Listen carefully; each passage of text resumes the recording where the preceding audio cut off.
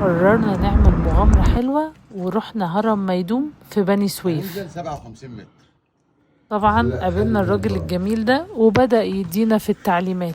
تخيلوا ده من أقدم الأهرامات في مصر، بناه الملك أبو خوفو، وشكله دلوقتي زي برج ضخم في صحراء.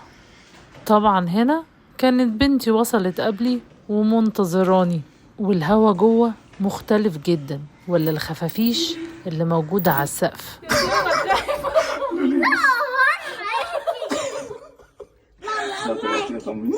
ممرات ضيقة جدا وبتخليك تحس انك رجعت آلاف السنين لورا. كل خطوة بتسمع صدى صوتك، واللي بسطني اني مدتش بنتي بس أثر قديم تتفرج عليه، لا اديتها جزء من تاريخنا. رحلة قصيرة بس كانت مليانة ذكريات جميلة.